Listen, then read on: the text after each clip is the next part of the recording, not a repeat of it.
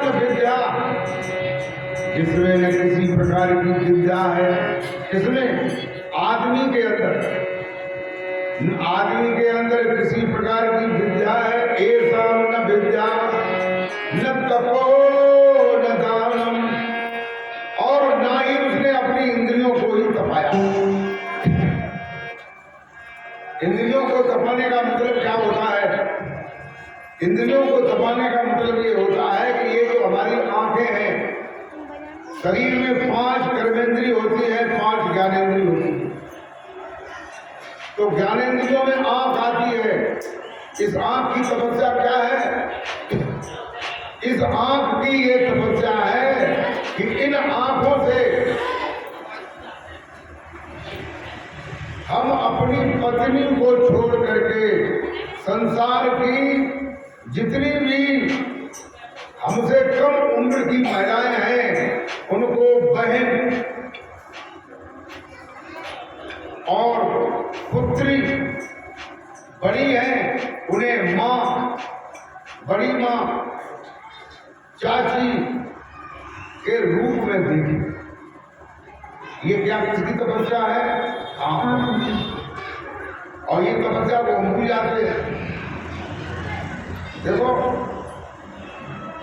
हमें खिचड़ी खाने को मिली और खिचड़ी हमारे यहाँ है, लेकिन हम खीर देखे तो फिर और खीर मिलती तो आए ना। तो क्या है इसमें? ये तुम्हारी आंखों का दोष है कि नहीं? ये आंखों के दोष का सुधार करना चाहिए। तुम भक्ति को प्राप्त करना चाहते हो, मोक्ष मुक्ति को प्राप्त करना चाहते हो, इसके लिए पहले हमें अपनी इंद्रियों का सुधार करना चाहिए। कहते हैं न तपो, न तुमने इंद्रियों को ही तपाया है। इंद्रियों को तपाने का मतलब क्या होता है?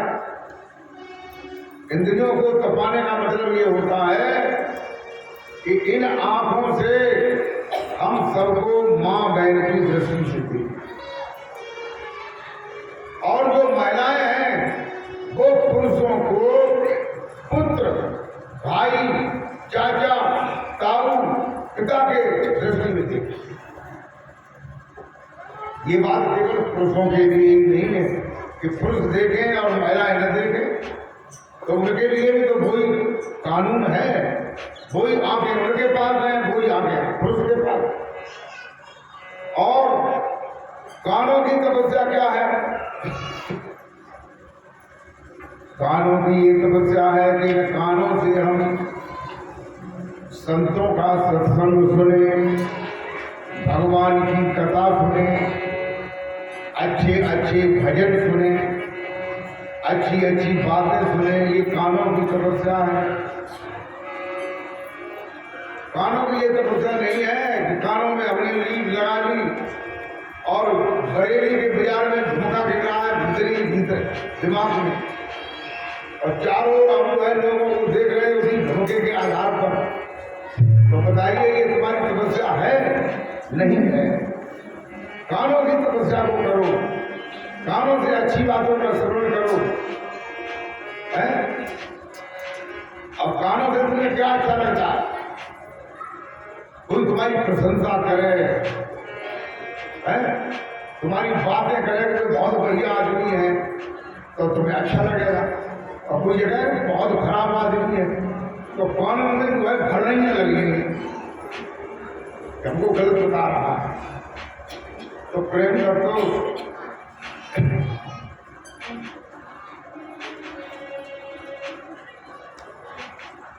नाक की क्या तपस्या है? नाक जो है हमेशा अच्छी अच्छी चीजें, सुगंधित चीजें सूंघना चाहती है। और कुत्ता मरो हो 5-6 दिन घूमन निकलो तो नाक चाहते करो ये सूंघ। बताइए भाई, नाक चाहती है? नहीं चाहती है। इसलिए नाक के द्वारा हम श्वास लेते हैं। जो श्वास नाभि तक जाती है और नाभि से बाहर फिर नाक तक जाती है। इसकी क्या तपस्या है? इसकी तपस्या है कि इस नाक के अंदर, श्वास के अंदर परमात्मा का नाम विद्यमान है, रमण कर रहा है। ये नाग की तपस्या है।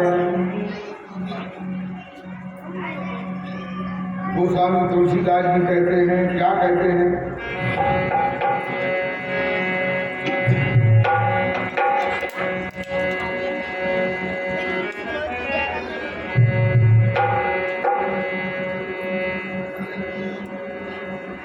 कि दलन मोहतम सोष प्रकाशु और बड़े भाग्य गुण आवै।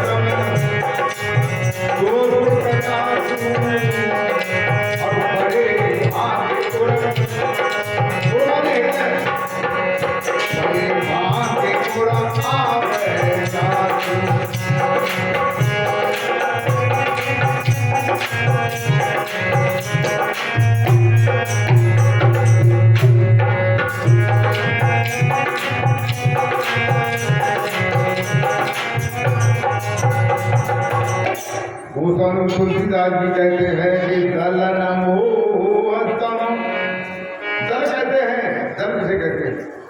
दल कहते हैं समूह को, यानी काफी संख्या को दल कहते हैं।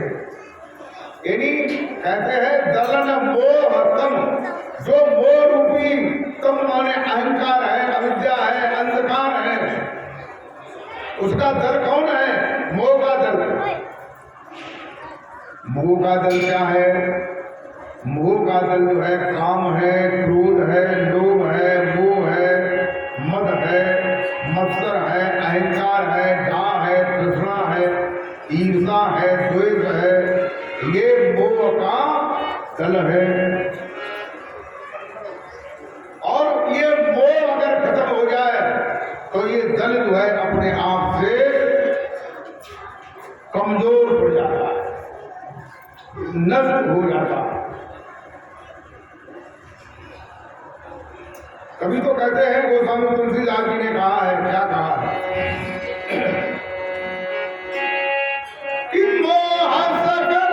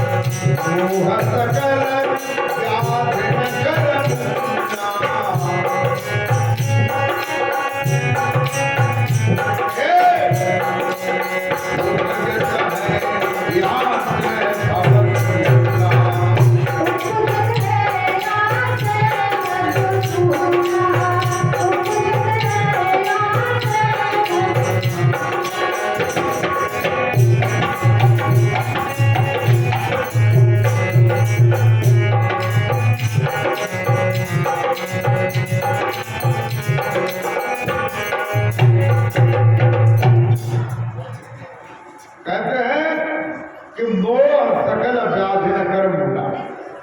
प्रेम कर तो हमारी बात की तरफ आप लोग ध्यान दें। भले ही मानना या न मानना वो तो बात की बात है, लेकिन समझो तो कि क्या बात है। मैं तुम्हारे कल्याण की बात कह रहा हूं। देखिए भागवत में कथावाचक जो है भगवान की कथाओं का व्याख्यान करता है, होता है कि नहीं? कि उन्होंने जो है भगवान कृष्ण ने आघासुर को मारा, बकासुर को मारा, तृणासुर को मारा, धैर्यकासुर को मारा, महाभारत हुआ, सुदामा जी से मिले, ये तमाम बातें कहते हैं कथावाचक। लेकिन कोई कथावाचक ये कहता है कि हम कृष्ण से तुम्हें मिलाएंगे, कृष्ण से मिलाने की कोई युक्ति बताएंगे, ये कोई कहता है? लेकिन संत कहते हैं मैं तुम्हें भगवान से मिलाऊंगा। तो बताइए क्या चीज श्रेष्ठ है? आप 1000 बार जो है रोजाना 7 दिन तक भगवान की कथा का श्रवण करें। 1000 बार मतलब एक बार का मतलब 7 दिन सुने, ऐसे 1000 बार सुने, भगवान का दर्शन होगा? भगवान का दर्शन होगा? नहीं होगा। भगवान की कथा को सुन करके भगवान से प्रेरणा मिलेगी कि भगवान थे, उन्होंने ऐसी ऐसी लीलाएं की। लेकिन संत और सदगुरु जो है ये भगवान का दर्शन कराते हैं।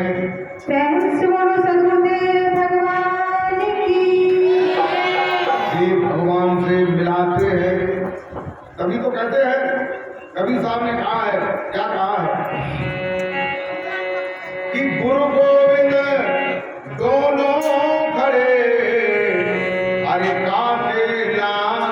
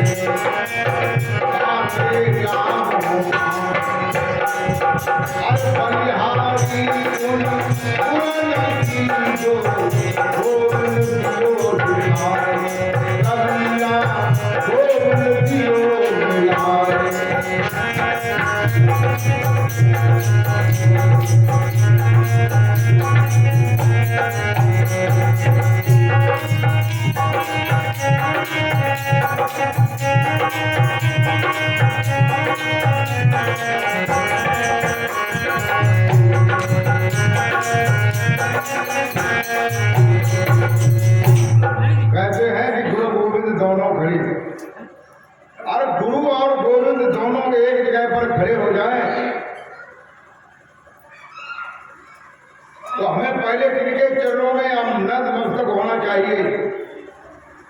गुरु के चरणों में होना चाहिए। क्योंकि जो गोविंद हैं, जो भगवान हैं, वो गुरु जब नहीं मिले थे तब भी थे, और आज गुरु मिले हैं तब भी वो गोविंद हैं। लेकिन गुरु जी ने ही गोविंद का दर्शन कराया है, गुरु जी ने ही गोविंद से मिलाया है, इसलिए गुरु जी श्रेष्ठ होते हैं।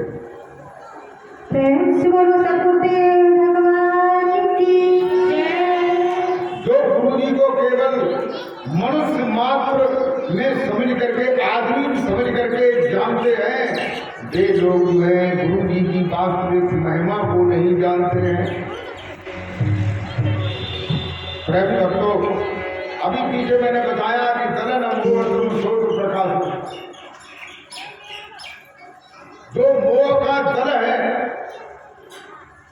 वो बड़े भाग पर आवे जासू, जो तुम्हारे श्वास के अंदर, तुम्हारी श्वास जो है आती है और जाती है, आती जाती है कि नहीं? तो बताइए ये श्वास जो है आना जाना बंद कर दे तो क्या होगा? तो बाजार उखड़ जाएगा, आंखें देखेंगी नहीं, कान सुनेंगे नहीं, नाक सुनेंगे नहीं, हाथ पैर अपना काम नहीं करेंगे, कोई भी इंद्रियां कोई भी काम नहीं करेंगे। प्रेम भक्तों, कहते मोह सकल व्याधि न कर मुंडा। मोह जो है संसार की जितनी भी व्याधियां हैं, परेशानियां हैं, उनकी सबकी जड़ जो है क्या है? मोह। मोह के नष्ट, अगर मोह तुम्हारा नष्ट हो जाए तो उसे क्या कहेंगे? मोक्ष कहते हैं। मोक्ष कहते हैं यानी मोह के नष्ट हो जाने कोई मोक्ष कहते हैं। बोलिए गोविंद भगवान की। और मोक्ष कब मिलेगा? जब तुम भगवान की भक्ति करोगे, भगवान के नाम का स्मरण करोगे, तो तुम्हारा दिल दिमाग जो है मोह से धीरे धीरे हटने लगेगा। बोलो सतगुरुदेव भगवान की। देखिए, आदमी को सारे जीवन भर मोह लगा रहता है। ये मेरी पत्नी है, ये मेरे बच्चे हैं, ये मेरे घर वाले हैं, ये मेरी बिरादरी वाले हैं। और जब मरते हो तब यही लोग दिमाग में भरे चले जाते हैं और कभी दूर जहाँ जाना पड़ता है हम लोग में, वहां से फिर इन्हीं के लिए फिर आना पड़ता है। क्यों? तुम्हारे दिमाग में ये भरा हुआ है और ये निकल जाए तो मोक्ष हो जाएगा। तो प्रेम कर दो। इसलिए सदगुरु की आवश्यकता है। जब तक हमें सच्चा सदगुरु नहीं मिलेगा तब तक जो है हमें मोक्ष मुक्ति और भक्ति प्राप्त नहीं होगी। प्रेम रखो।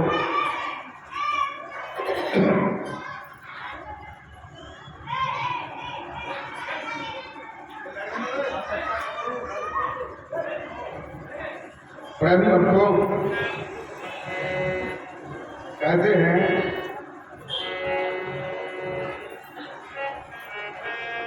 रामायण में गोस्वामी तुलसीदास जी ने सबसे पहले एक सोरठा लिखा है। रामायण में इस क्रम से लिखा है, पहले सोरठा लिखा है,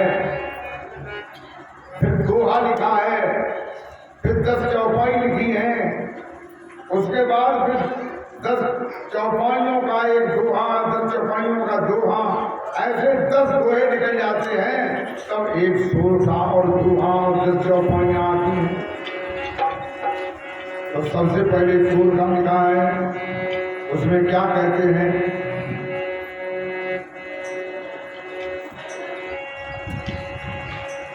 कि बंदौ गुरु पद कंज कृपा सिंधु नर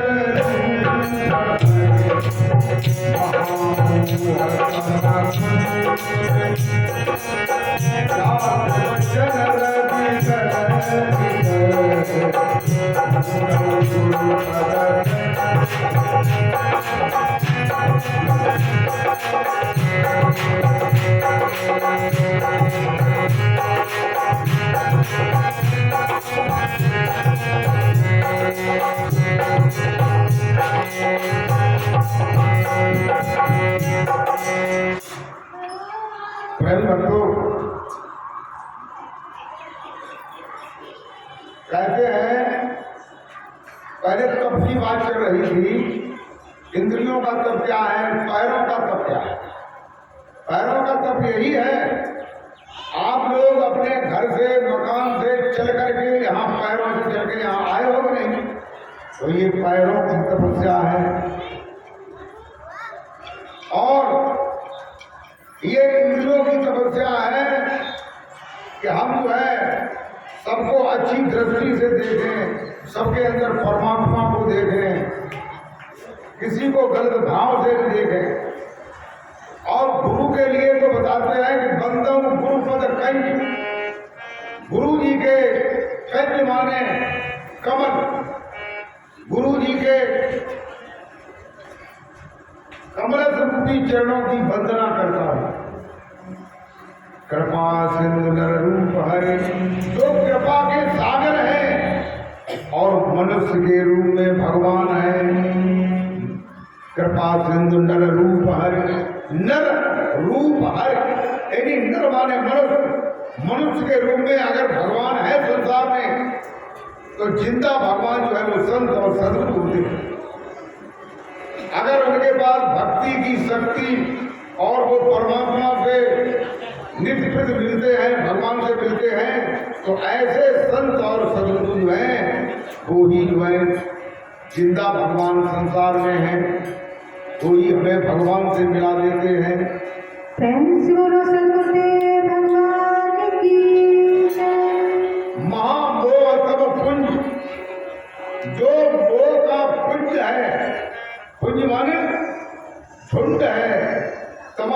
क्या है मोह की? अभी मैंने बताई थी काम, क्रोध, लोभ, मोह, मद, मत्सर, अहंकार, घात, रसना, ईर्षा, द्वेष, जलन, ये मोह का दल है, मोह का पुंज है। जा सुवचन रवि कर निकर, जिन गुरुदेव भगवान की वाणी, रवि माने सूरज, निकर माने किरणें, सूरज की किरणों की करनी करती है। सूरज की किरणों में क्या करनी होती है? ये सूरज जब निकलता है तो उसकी किरणें फैलती हैं, तो उसके सारे संसार में उजाला हो जाता है। प्रेम भक्तों, तो ऐसे सद्गुरुदेव भगवान को उनकी शरण में चला जाना चाहिए। जो भगवान से मिलाते हैं, जो ईश्वर से मिलाते हैं, जो परमात्मा से मिलाते हैं। प्रेम से बोलो सद्गुरुदेव भगवान की। कहते हैं कि हरि दरबारी साधु है, हरि दिन से सब कछु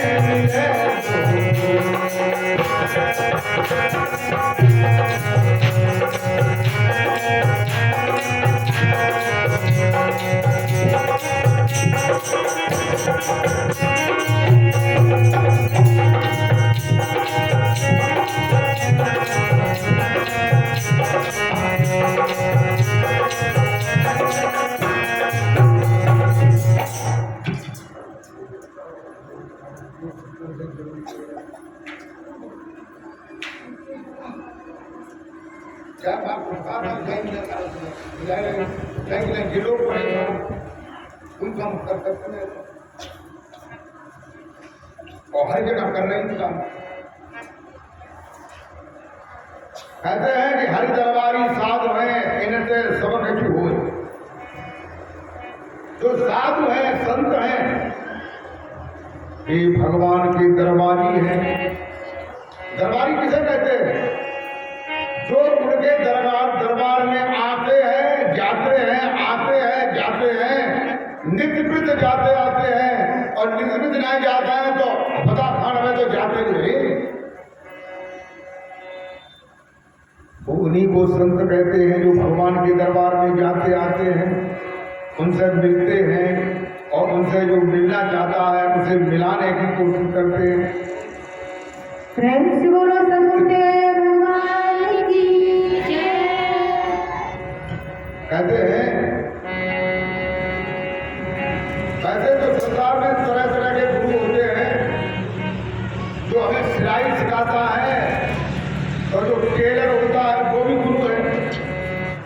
हमें खेती बाड़ी का काम सिखाता है वो भी गुरु है। हमें और कोई टेक्निकल काम सिखाता है वो भी गुरु है। लेकिन प्रमुख जो है 7 गुरु संसार में बताए जाते हैं। कवि साहब कहते हैं, क्या कहते हैं कि 7 गुरु संसार में और सेवक सब संसार।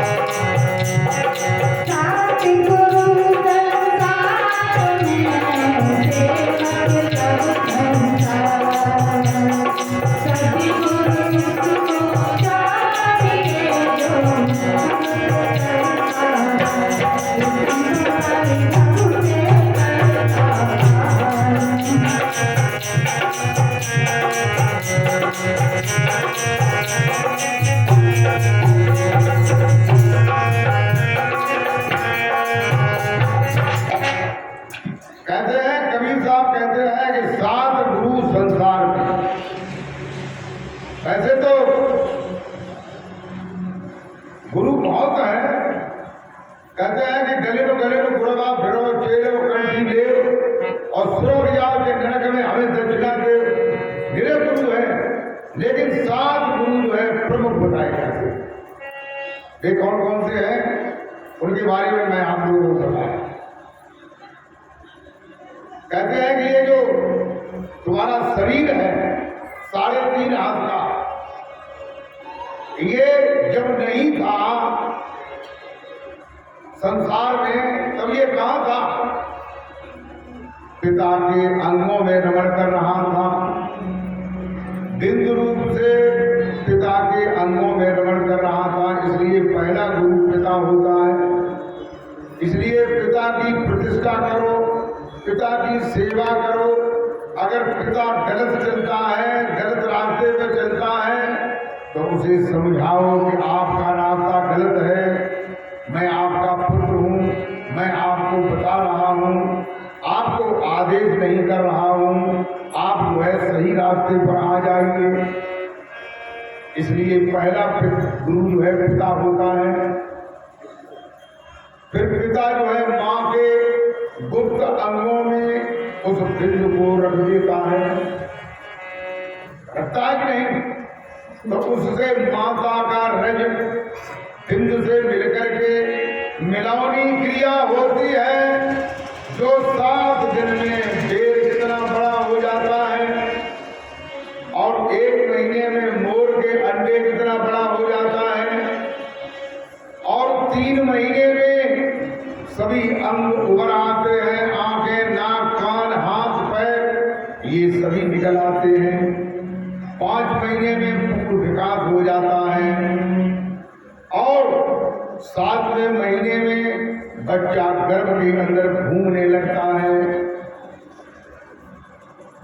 फिर 9 महीने में प्रसव की बाल धकेला देती है तो बच्चा गर्भ के बाहर आ जाता है। इसलिए दूसरी गुरु कौन है?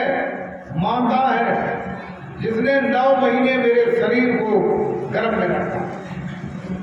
और देखो, माँ हमारी गुरु है, माँ मेरी जननी है, मुझे जन्म दिया है।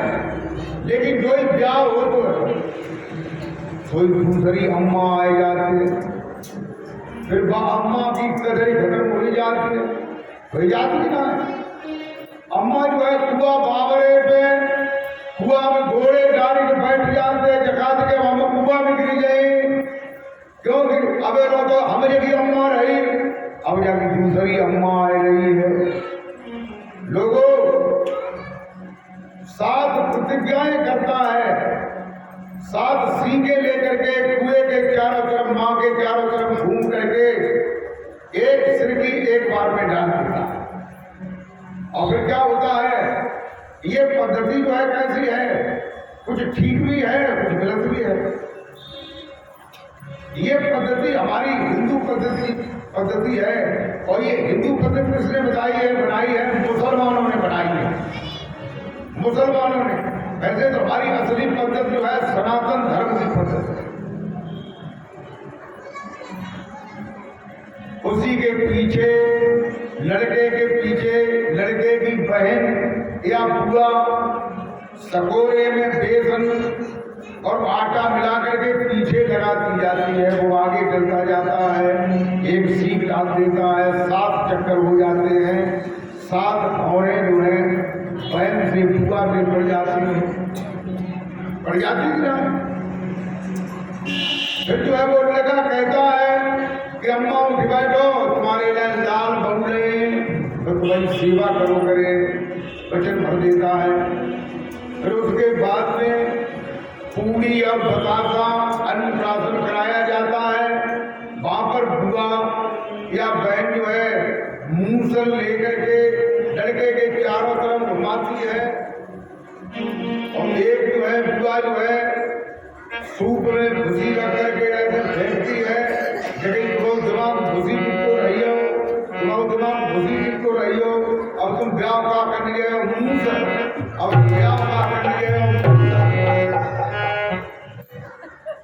प्रेमी भक्तों, फिर पत्नी आ जाती है तो पत्नी जो है विषय वासना की भूख मिटाती है, जिससे वो माँ से भी प्यारी हो जाती है। फिर वो माँ की बात नहीं मानता है, पत्नी की बात मानता है। मानता है कि नहीं मानता है? अब तुम लोग बोलते ही नहीं। हाँ, तो बता झूठी बात हो तो भैया हमें बताए दो वालों की झूठी बात है। अगर लड़का जो है अपने धर्म का पालन करे, माँ को भी गुरु समझे, जननी समझे, पिता को भी गुरु समझे, तो ये परेशानी नहीं आए। ये जो है वृद्धा आश्रम बने हुए ये नहीं बने, घर में ही लड़का सेवा करे, तो वृद्धा आश्रम की क्या जरूरत है? लेकिन ये मालूम नहीं कि पत्नी अपने ब्याह हो जाती है तो अपने आदमी को खाती है अंगूठे पे। ऐसे ही उसके जब लड़के होंगे, लड़कों की शादी होगी तो वे भी तुम्हें घुमाएंगे चारों तरफ से। ये बदला। देखो एक गांव में एक सास थी, एक बहू थी। तो सास जो है किसी कारणवश अंधी हो गई, तो बहू ने कहा काम करो, मठा फिर मारो तो पसंद आतो तो छूटी जाओ। बागे दो खबरा कर ले कोरे किसी के, एक हम सब्जी धंधे करे और एक हम पानी धंधे करे। रोटी खाए के बाद अम्मा ने पूछी सास ने जो अंधी हती बहू ये बात मोटे मोटे कहते उन्हें कही अम्मा अब ये नए जमाने में ऐसे मोटे ही बातें चलन लगी, अब पता नहीं ना तो उन्हें ठीक है। फिर कई बात जो है बहू जो है बाकी लड़का भाओ और लड़का बड़ो भाओ और बाकी बहू आई। फिर क्या हुआ, इधर जो है कुछ साल बाद जो है अंधी सास खत्म हो जाती है और बहू कुएं से पानी भर के घर लाती है। रास्ते में सास की और बहू की भेंट हो जाती है। सास जो है अपनी अम्मा के अंधी अम्मा के जो खपड़कर खपाती में खपड़ा बाहर डाल में ले जा रही है और बहू जो है पानी भर के ला रही है। तो बहू ने बाल्टी रख जाएगी, अम्मा जू का करती है की करता का ये खबर आया फेंक जाता है। बेटे की अच्छी तरह से देव जाओ तो तुम लाई, क्यों कि तुम्हें तो जाने की जरूरत पड़े है। बोलिए सदगुरुदेव भगवान की। इसलिए माँ बाप की प्रतिष्ठा करो, माँ बाप को मत भूल जाइए। जो माँ बाप को भूल जाएगा उसके लड़के और बहू उनको भी भूल जाएंगे आगे आगे जी। और ये देखो तुम अपने समाज में देखो, अगर बगल में देखो, क्या ये बात सत्य है या असत्य है? तो जब बच्चा बाहर आता है तो दाई उसका नाड़ छेदन करती है, मुंह में उंगली डाल करके उसकी जीभ सीधी करती है, ठकार निकालती है। प्रेम भक्तों, बच्चा रोने लगता है, माताएं बहनें माँ बैठी हैं वे तबाह हो जाती हैं, खाली हो जाती हैं। क्यों बजाती हैं? तुम्हारे यहाँ भैया बजाए जाते कि ना तुम्हारे यहाँ ना बजे तो इसलिए बजते हैं कि तुम्हारे शरीर के अंदर भी एक मंदिर है जिनमें भगवान बैठे हैं। बच्चा जो है गर्भ के अंदर भगवान का दर्शन करता है, मंदिर में क्या रहता है, मंदिर में घंटा शंख मृदंग झांझ बांसुरी वीणा सितार बादल की गर्जन ये अनहद की आवाजें होती रहती हैं। इसलिए माताएं तबा और थाली बजा करके उस बच्चे को ये ढाढ़स देती हैं कि तुम कहीं दूर नहीं आए हो। ये अनहद की आवाजें बाहर भी हैं, फिर भी बच्चा रोने लगता है। तो उस जहाँ पर बच्चा रहता है वहाँ पर एक दीपक जलाया जाता है जो रात दिन जलता है, कई दिनों तक जलता है। इसलिए जलता है कि बच्चा जो है अंदर में प्रकाश देखता रहा है। कहते हैं कि परम प्रकाश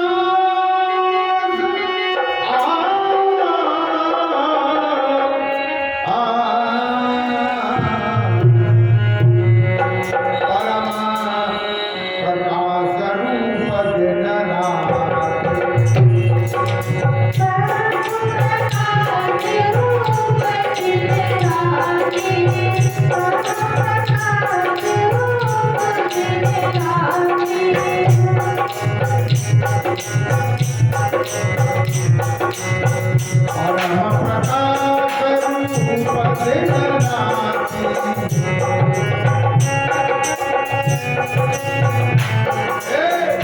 ना चाहिए कांति आदत बाकी। ना चाहिए कांति आदत बाकी, ना चाहिए कांति आदत बाकी।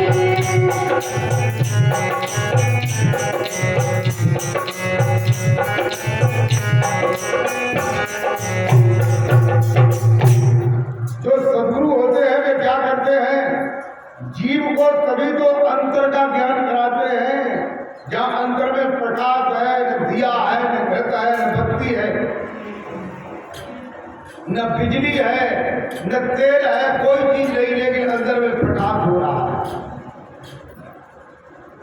उसका दर्शन कराते हैं।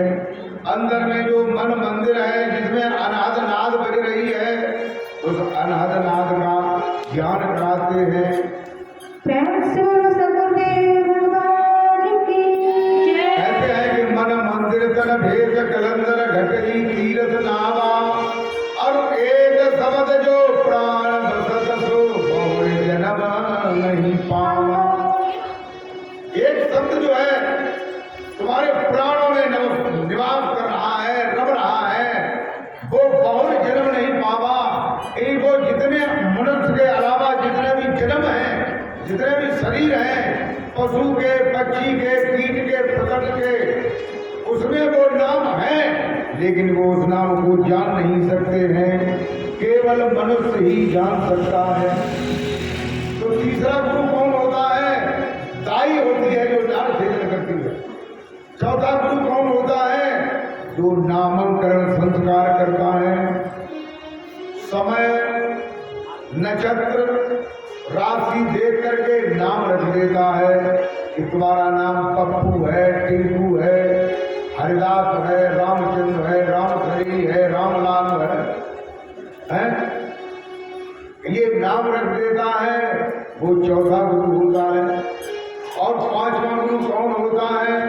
जब कुछ लड़का बड़ा हो जाता है तो स्कूल में जाता है, वहाँ पर हिंदी, उर्दू, अंग्रेजी, उड़िया, मुड़िया, तेलुगु, पंजाबी, सिक्कम, भूटानी, मराठी, बंगाली, गणित, व्याकरण, गृह विज्ञान, विज्ञान इनको सिखाता है, वो पांचवा गुरु होता है। और छठवां गुरु कौन सा होता है?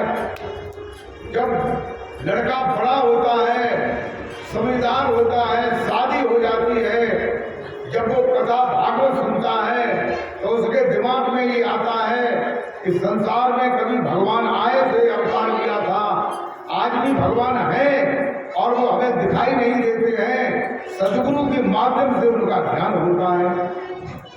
तो वो उनको मंत्र बताते हैं, जिह्वा से, ओठ से, कंठ से जपने वाला मंत्र बताते हैं।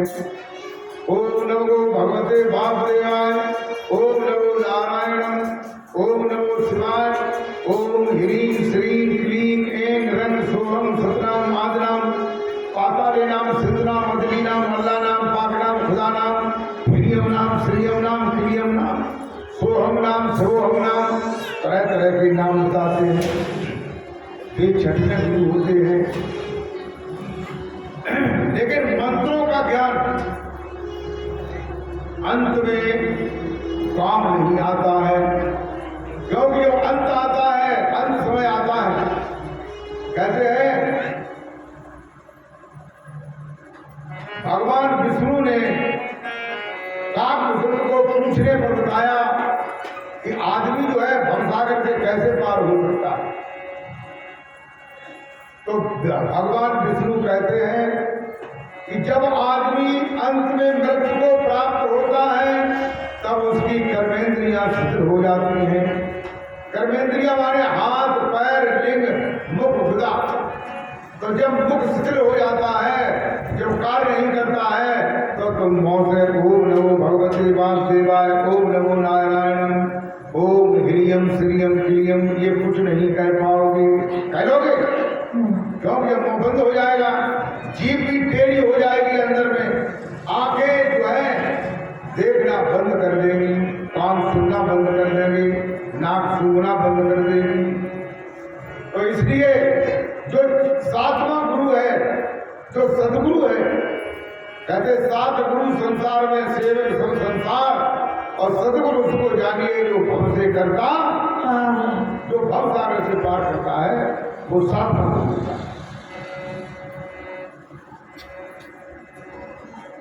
कहते हैं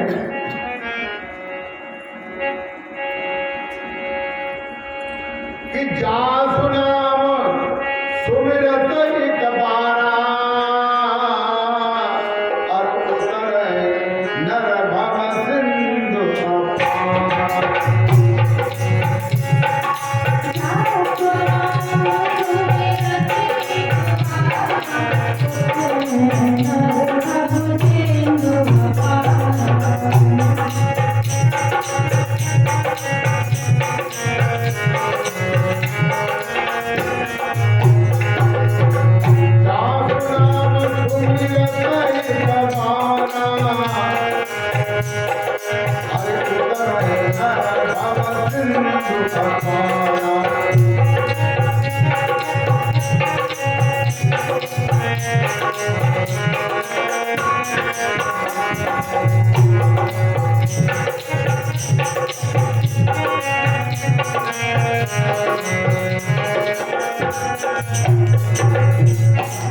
कहते हैं कि जास नाम सुमिरत एक बारा, जिस भगवान का नाम तुम्हारी श्वासों के अंदर रमण करता है उसको अगर एक बार सुमिरन करें तो जीव जो है भवसागर से पार हो जाता है। बोलिए सद्गुरुदेव भगवान की। एक बार का मतलब क्या होता है? बार माने ये भी होता है जो बाल हमारे शरीर में है, बार माने दिन भी होता है जैसे रविवार, सोमवार, मंगलवार, बुधवार, बृहस्पतिवार, शुक्रवार, शनिवार, ये भी बार होता है। लेकिन यहाँ बार से मतलब क्या है? बार से मतलब है सुरती जब पिंड से ब्रह्मांड में जाती है उसे बार कहते हैं।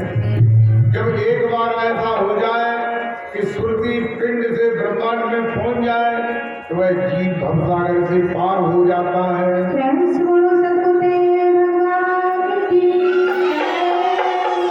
गोस्वामी तुलसीदास जी कहते हैं कि नाम लेत भव सिंधु सुखाई और करो विचार सजन मन।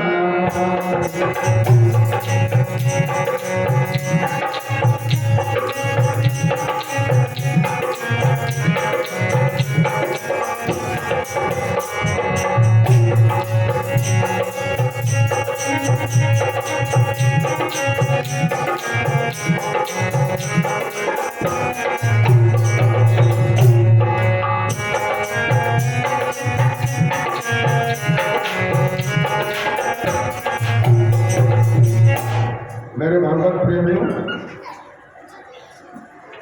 अभी पीछे मैंने चौपाई कही कि जात नाम सुमिरत कुमारा उतरे नर भव सिंधु अपारा।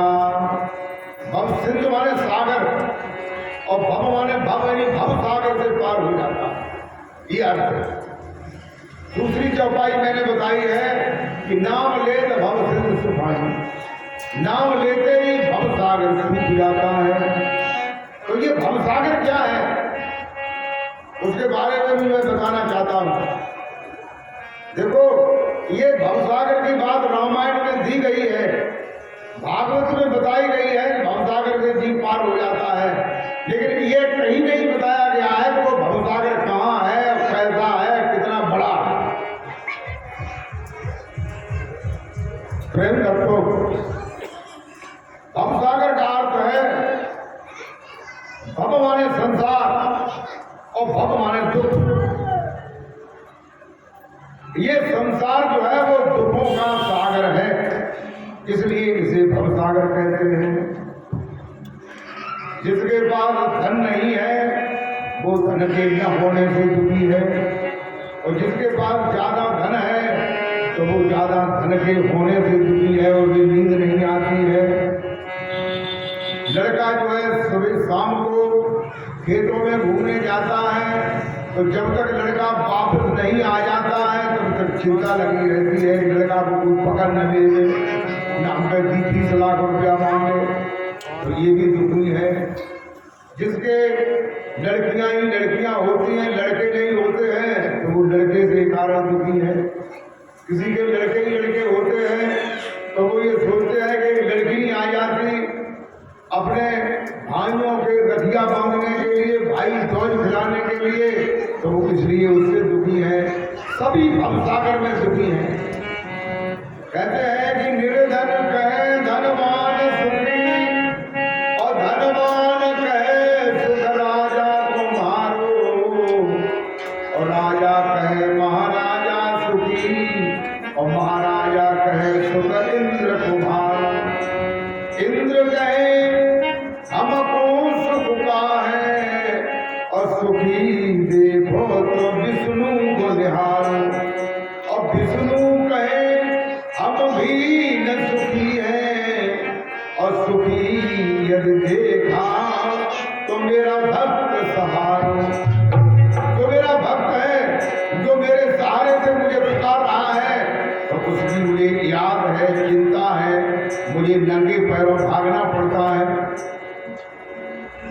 से बोलो सतगुरुदेव भगवान की जय। जब कुम्हारी जो थी सतयुग में घड़े पकाया करती थी, एक बार ऐसा हुआ कि घड़े में बिल्ली के बच्चे घुस गए और उसने आवा लगा दिया, आवा जलने लगा। तो उस बुढ़िया को ये पता हुआ कि अब ये बिल्ली के बच्चे मर जाएंगे, तो वो रोने लगी और भगवान का नाम जो है चिल्लाने लगी, हे भगवान इन बच्चों को बचाओ। वही प्रहलाद पहुंच गए। प्रहलाद ने कहा, हे बुढ़िया क्या कह रही है, ये मेरे पिता का आदेश है, कोई किसी का नाम नहीं लेगा, मेरे पिता का नाम लेगा। मेरे पिता जो है भगवान है, भगवान हिरण्यकश्यप। उन्होंने कहा तुम्हारे पिता हमारी बिल्ली के बच्चों को नहीं बचा सकते, हमारे भगवान बचा लेंगे। प्रेमी भक्तों, उन्होंने कहा देखते हैं तेरा भगवान कैसे बचाता है। तो सवेरे जब आवा खोला गया तो प्रहलाद पहुंच गए। तो देखा जब आवा ठंडा हो गया तो घड़ों को हटाया गया, सभी घड़े पक गए, लेकिन 2 घड़े नहीं पके जिनमें बिल्ली के बच्चे इधर घूम रहे थे, म्याऊं म्याऊं कह रहे थे। बोलिए सतगुरुदेव भगवान की।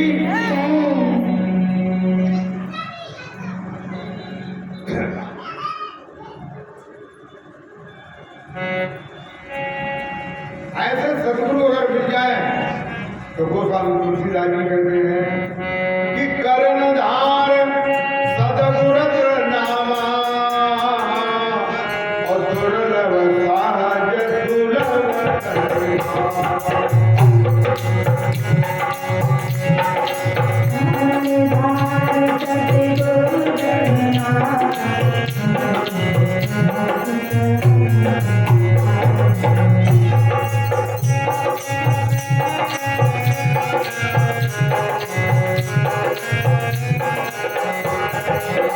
कर्णधार सदगुरु प्रणनामा, दुर्लभ साज सुलभ करिमा।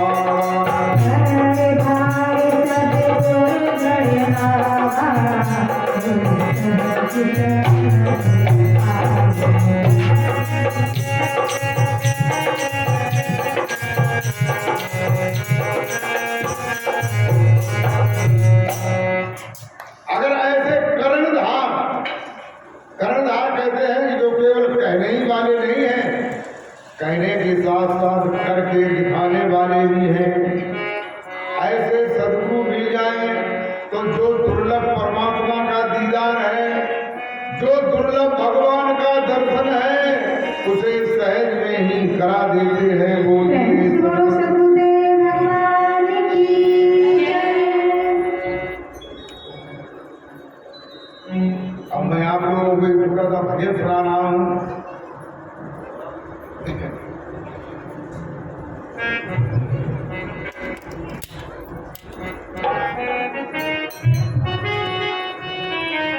तो सदगुरु की महिमा अनंत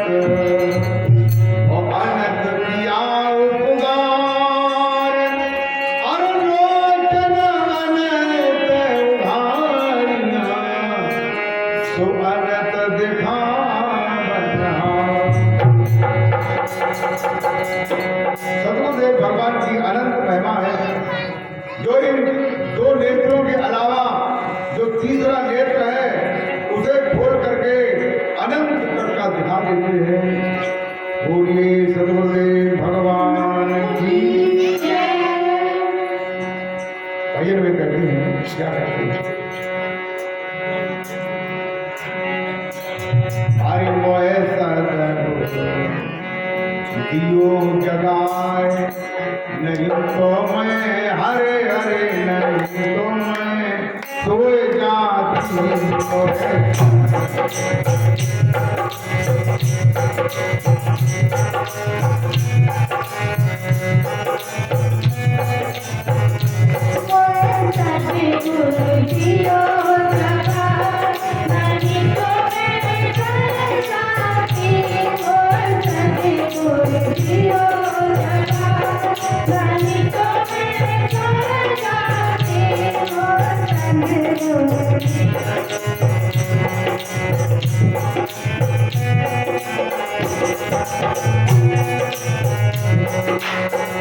जीवात्मा रूपी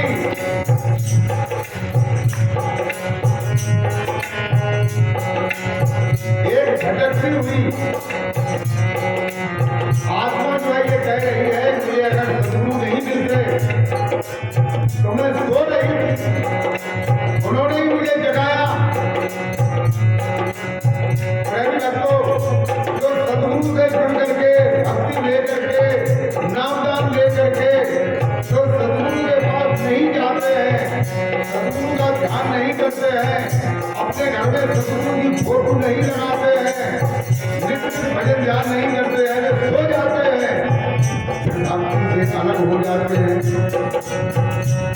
इसलिए सदगुरु की मूर्ति का ध्यान करो।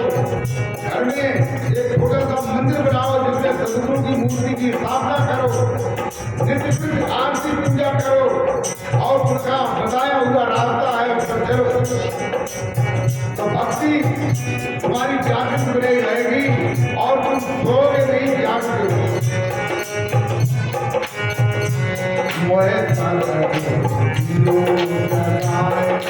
नहीं तो मैं हरे हरे नहीं तो मैं सोए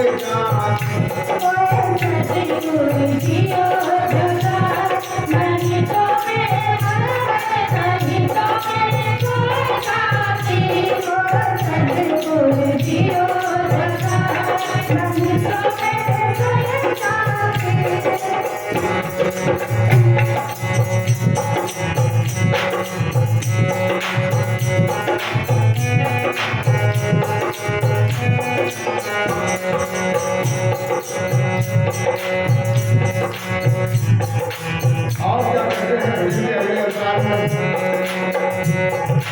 जब गुजरात में उलझ गई भवनार,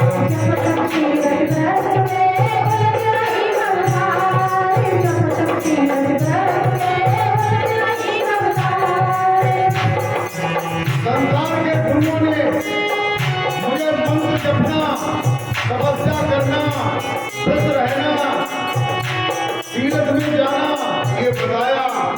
मैं इसमें उलझी रही, आज भी उलझी हुई हूँ।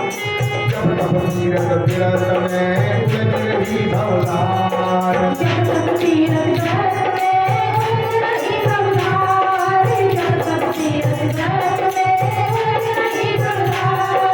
पानी पत्थर ढूंढ रही थी, पानी पत्थर ढूंढ रही थी, जाती मंदिर द्वार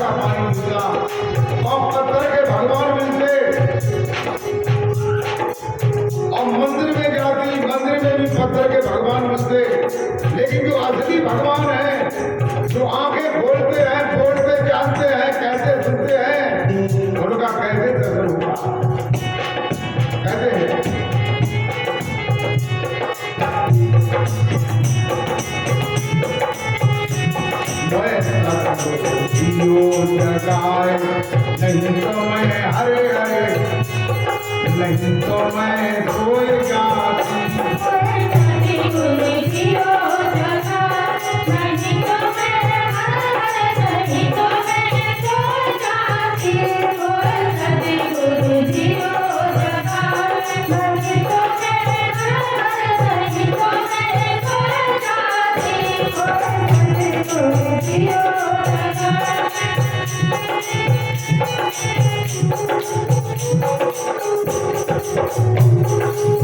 और क्या कहते हैं भजन के अगले पुराण में, अरे सब अहंकार उपचार,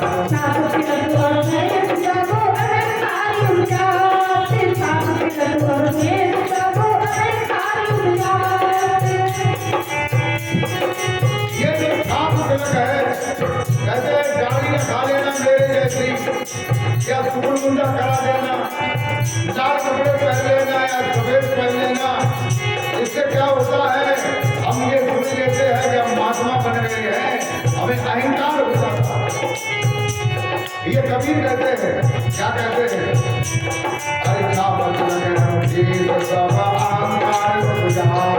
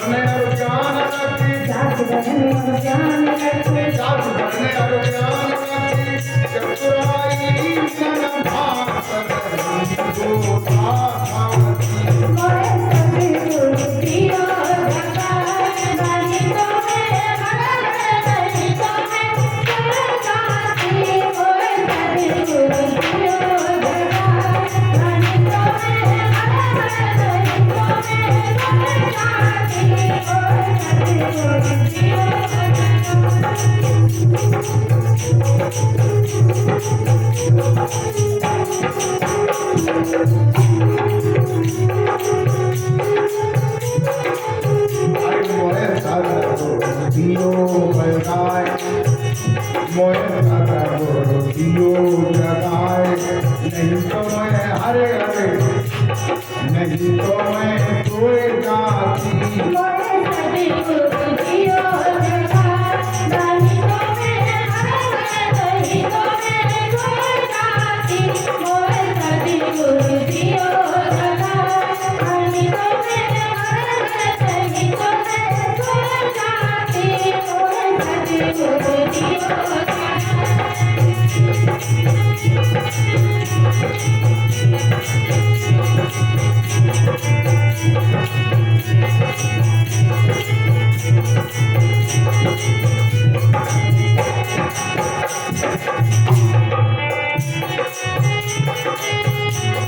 और भजन के अगले अंतराल में कहते हैं कि सदगुरुदेव भगवान ने मुझे कैसे जगाया, मैं सो रही थी, मैं जप में तप में व्रत में तीर्थ में भेद में छाप में तिलक में उलझी हुई थी, लेकिन जब मुझे पूर्ण सदगुरु मिले तो मैं कैसे जगी। कहते हैं अरे सदगुरु दिया सब घट रहे समार,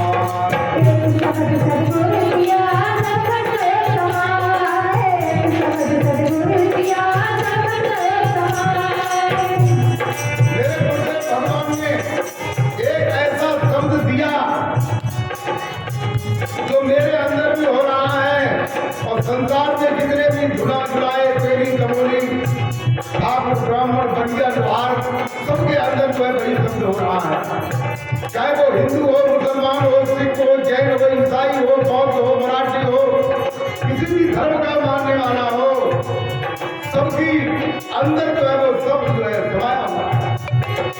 एक सदगुरु दिया सब रहे समाय,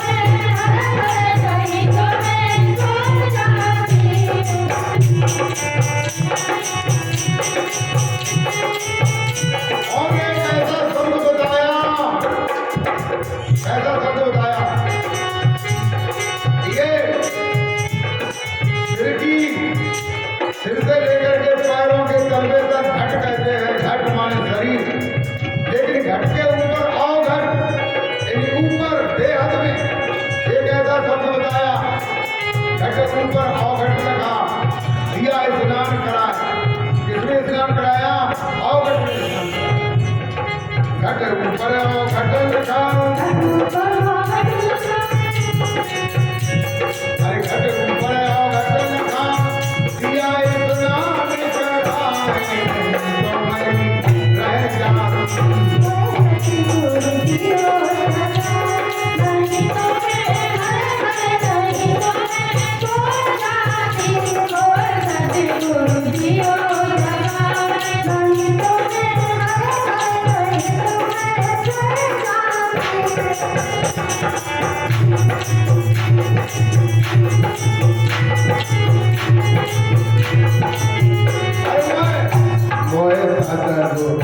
पियो जगाए, नहीं तो मैं हरे हरे, नहीं तो मैं सोए जाती।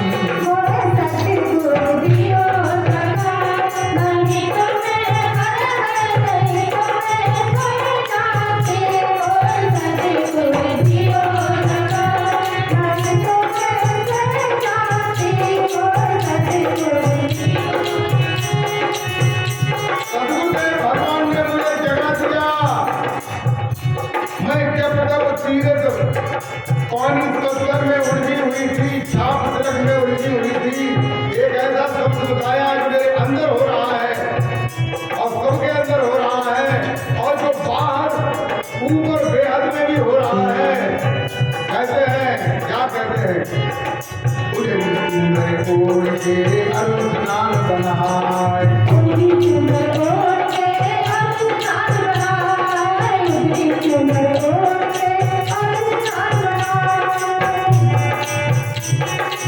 जब मैंने अवघट घाट में स्नान किया तो मेरी मन रूपी चुनरी उजली हो गई, साफ हो गई।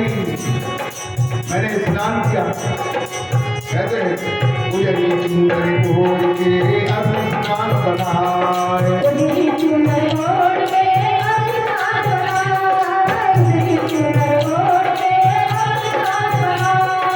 अनुरागी की सो गई, अनुरागी की सो गई। अरे सामरे सदगुरु पाए, पर तो जगा उपसाती।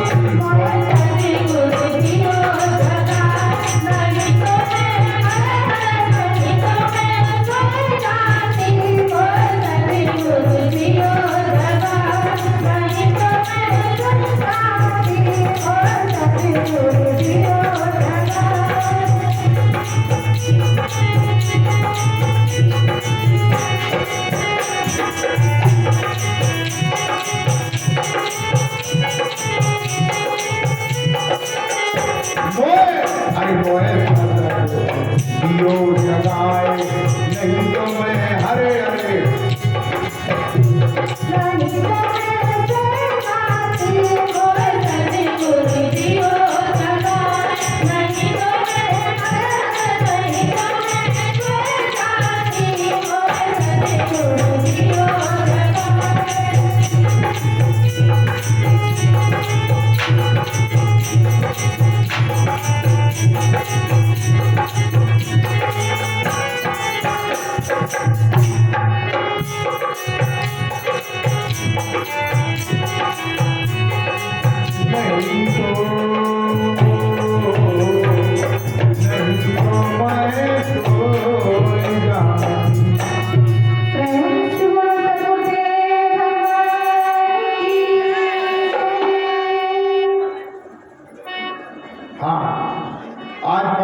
सत्संग यहीं पर विराम लेता है। सभी भक्तों से निवेदन है कि वो अपने स्थान पर खड़े हो जाएं।